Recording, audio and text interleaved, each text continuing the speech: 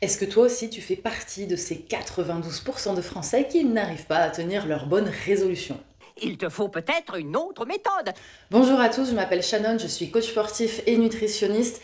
Dans cette vidéo, je vais t'expliquer les 3 raisons qui font que, en général, on n'arrive pas à tenir ces bonnes résolutions plus de quelques semaines. Et puis, je vais te donner toutes les solutions pour que cette année, enfin, tu atteignes tes objectifs. Bien évidemment, le 1er, 2, 3 janvier, c'est le meilleur moment pour prendre des résolutions. Pourquoi? Tout simplement parce qu'il y a un impact sociétal, tout le monde le fait, tout le monde en parle, on se fait la bise, on souhaite la bonne année, et puis comme on a fait pas mal d'excès, on se dit que ça serait bien un petit peu de prendre la tangente pour aller vers une meilleure santé. Cependant, je n'ai pas du tout obligé de prendre des résolutions que à ce moment-là, et tu vas voir, je vais te le dire dans la vidéo, que c'est plutôt pas une bonne chose de prendre trop de résolutions d'un coup, donc il vaut mieux en avoir un petit peu pour toute l'année. Première raison qui fait qu'il n'est pas possible de suivre ses objectifs, ses résolutions, c'est tout simplement déjà d'avoir des objectifs flous. Quand par exemple tu te dis « je veux être en meilleure forme »,« je veux faire plus de sport »,« je veux être en meilleure santé »,« je veux maigrir », c'est extrêmement flou. Ça veut dire que ok, tu as l'objectif final, mais tu n'as aucun mode d'action. Donc après, je vais t'expliquer comment on va faire en sorte d'exprimer nos résolutions pour qu'elles soient interprétables par le cerveau et pour qu'elles nous mènent à des actions concrètes et facilement réalisables. Deuxième chose, c'est de vouloir en faire trop en même temps. Les objectifs annuels sont comme ils s'appellent les objectifs annuels.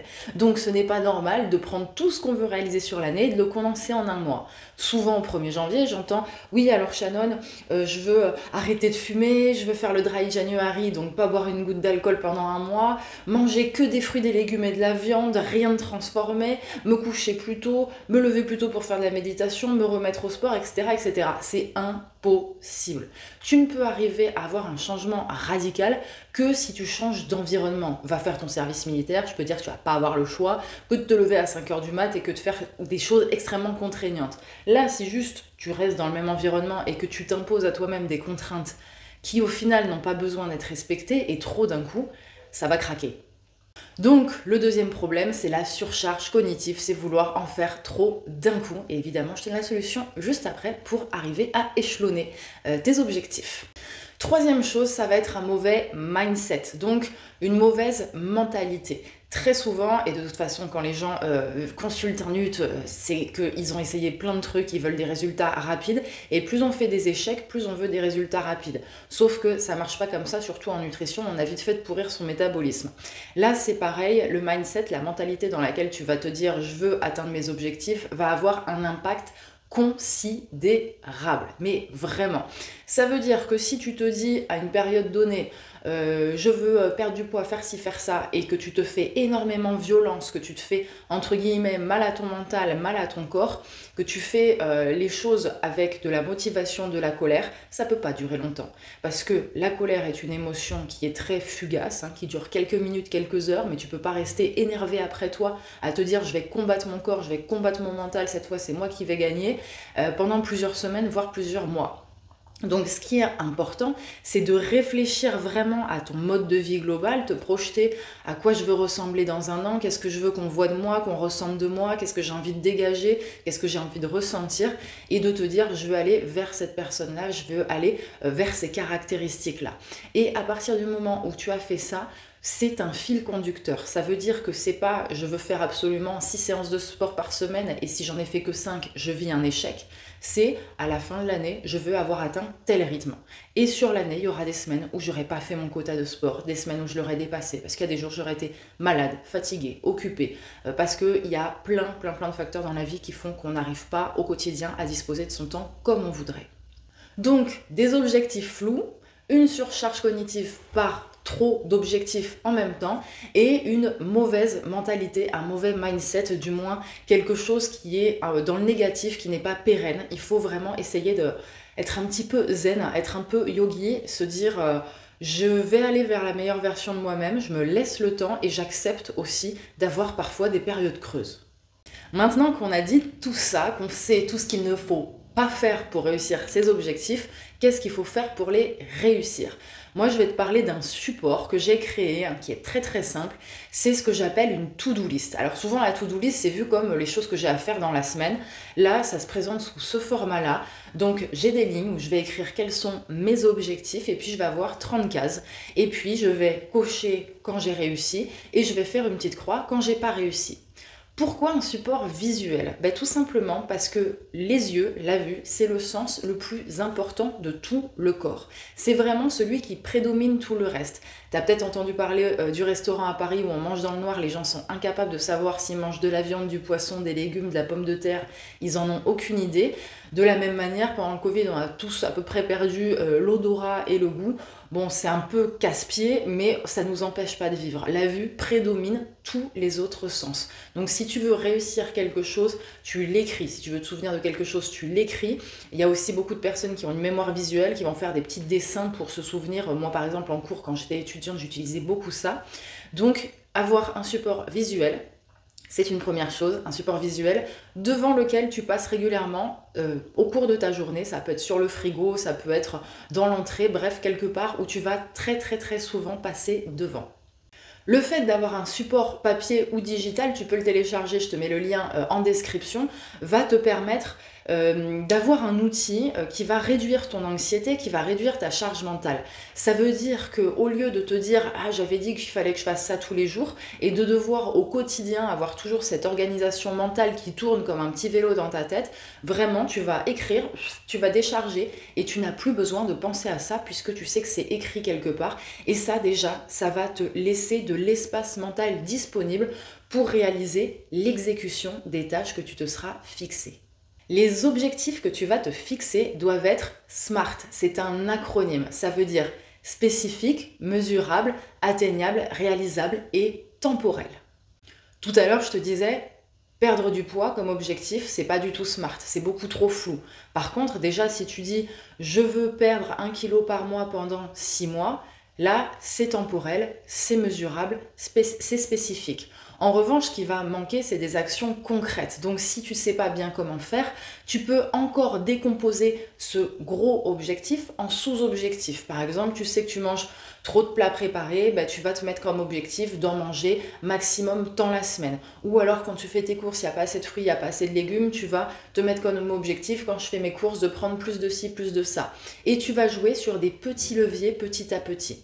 Et ça, c'est vraiment, vraiment le fer de lance pour s'inscrire dans la durée au niveau de ses objectifs. Ensuite, on va prioriser. On ne peut pas, à un moment donné, se poser et se dire « je vais réaliser tous mes objectifs annuels en 1 mois ». Il y a 12 mois dans l'année, ça veut dire que tu te poses, tu fais une liste de tout ce que tu veux améliorer, tu les transcris en objectifs SMART, tu décomposes en sous-petits objectifs, les objectifs qui paraissent trop compliqués ou trop lourds, comme perdre du poids, c'est encore, même perdre 1 kg, c'est encore un peu vaste, donc n'hésite pas à découper et à venir faire touche par touche, mais surtout, tu ne fais pas tout d'un coup. Peut-être que tu connais la loi de Pareto, la loi du 20-80. L'idée, c'est de se dire que 20% de nos efforts vont permettre 80% des résultats. Donc, dans ta vie, tu as peut-être des objectifs qui sont importants et d'autres qui le sont moins. Ainsi, tu vas devoir prioriser. Si tu commences en janvier, tu te dis, le plus important pour moi, est-ce que ça se joue au niveau perso, niveau alimentation, niveau sport, niveau pro, niveau familial, niveau, je sais pas, financier, immobilier, peu importe. Tu regardes tous les champs de ta vie, tous les pans de ta vie, et tu vas décider de t'améliorer sur certains objectifs et volontairement, il y en a certains que tu ne vas pas mettre sur ta liste de janvier. La liste que je te mets en description, elle est imprimable autant de fois que tu veux. Donc tu peux l'utiliser pour janvier, février, mars, avril, bref pour les 12 mois de l'année. Donc n'hésite pas peut-être à imprimer plusieurs feuilles en avance pour pouvoir te dire ça je le fais sur janvier, ça sur février et ainsi séquencer tes efforts. Une chose hyper importante quand tu utilises une to-do list, c'est de venir cocher régulièrement. À chaque fois que tu vas cocher une case, ton cerveau va libérer de la dopamine. Donc tu vas activer le circuit de la récompense. Ce qui est important, c'est de se fixer des objectifs qui sont réalisables au début quand tu as peur de ne pas réussir, d'abandonner. Par exemple, tu vois que sur moi, ma to-do list, je me suis fixé l'objectif de faire 8000 pas par jour et tu vois que je les atteins largement. Pourquoi je me suis fixé cet objectif? Parce que sur le reste de ma to-do list, il y a des objectifs, je sais que je ne vais pas être aussi régulière et je sais que ça peut me démotiver.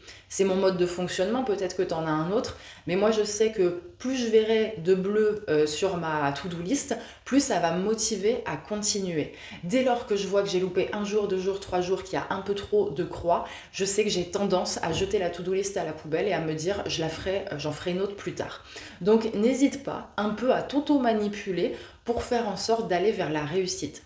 De la même manière, tu vois que je n'utilise pas comme à l'école du vert ou du rouge. À l'école, tu pouvais avoir une dictée où tu faisais quasiment tout bon, tu avais 19 sur 20, il y avait quand même la faute qui était entourée en rouge et on ne voyait que ça au milieu de la page.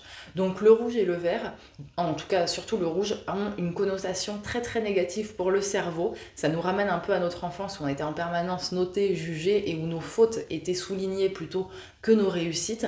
Donc moi je te conseille d'utiliser d'autres couleurs. Enfin, n'hésite pas à faire des révisions et des adaptabilités. Tu ne peux pas toujours suivre tes objectifs. Typiquement, moi, les exercices que m'a donné l'orthoptiste, je les fais une fois tous les 3 jours. Donc quand je les fais, je coche aussi les cases suivantes. Parce que comme ça, je sais que j'ai réalisé quand j'ai fait une fois ma tâche, en fait, je l'ai faite pour 3 jours. Donc c'est sympa de voir que tu peux prendre de l'avance aussi sur des tâches. Enfin, pour éviter de faire rimer rechute et abandon, on va faire en sorte de se laisser des pauses. Tu peux par exemple te dire, tel objectif, je ne le ferai pas le dimanche, voire je ne réalise aucun de mes objectifs le dimanche. Tu pars en vacances, tu mets entre parenthèses ta to-do list si tu en as envie, ou certains objectifs. Si tu vas en vacances, tu veux randonner, tu sais que t'es pas par exemple, ça marchera. Mais l'important, c'est de se dire qu'il y a des moments, tu n'as pas envie de tout faire bien. Parce que l'humain n'est pas fait pour être parfait. Je ne sais pas si toi tu es parfait, moi non, et ça me va presque très bien comme ça. Donc tu vois par exemple sur ma to-do list, on est en décembre, il va y avoir les fêtes, il y a des jours qui sont complètement rayés. Je ne suis pas chez moi, je n'embarque pas ma to-do list et il est hors de question que je fasse attention à certaines choses pendant ces quelques jours de fête de fin d'année. Donc accepte de te mettre des pauses. Le jour où tu as la flemme, tu prends un gros marqueur et tu viens noircir toute la colonne du jour en te disant là c'est Joker. La régularité, ça se fait sur une semaine, ça se fait sur un mois. Moi, ce qui m'intéresse, c'est pas que tu fasses que tu réalises tes objectifs pendant 3 semaines et plus du tout, mais plutôt que tu les fasses pendant 3 mois, 6 mois, 12 mois, avec un jour de pause par-ci par-là. Au final, si tu fais le calcul, en étant régulier et en faisant des pauses et en acceptant de ne pas être toujours parfait, tu vas au final avoir fait beaucoup plus d'efforts et surtout beaucoup plus sur la durée que si tu démarrais, comme je disais tout à l'heure, tout feu, tout flamme, en révolutionnant tout dans ta vie et puis en se rendant compte que c'est tellement dur et évidemment, quand tu fais une révolution dans ta vie, dans ton alimentation, dans ton sommeil, tu vas venir complètement fiche le bazar dans ton système hormonal, dans ton rythme circadien, dans ton cerveau, dans tes habitudes, bref, dans tout. Ça va paraître trop difficile, donc tu vas dire ça en vaut pas la peine, je reviens à ma vie d'avant. Et ça, c'est ce qu'on veut éviter. C'est pour ça qu'on va petit à petit, marche par marche, franchir le chemin vers la meilleure version de soi-même. Et si tu veux aller beaucoup plus loin dans ton dev perso, je te recommande vivement la lecture de mon bouquin, Les 48 clés santé, nutrition, sport et bien-être.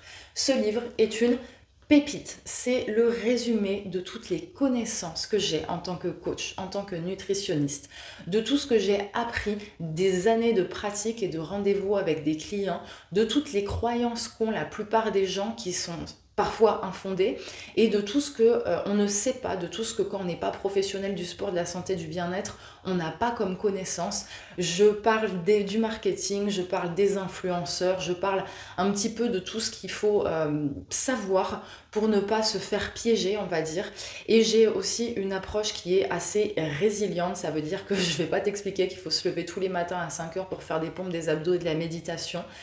J'ancre tout ce que je te dis dans la vie d'une personne normale, donc un 8h-18h surchargé avec des enfants, avec des contraintes. Donc vraiment ce bouquin, il est hyper intéressant à lire une fois dans sa vie. Ça pose des bases hyper saines pour progresser sur tous les domaines, que ce soit pro, perso, bien-être mental, bien-être physique, vraiment pour concentrer ses efforts vers ce qui est le plus important, ce qui amènera le plus de résultats. Pense absolument à mettre un like en bas de la vidéo, c'est très important pour moi.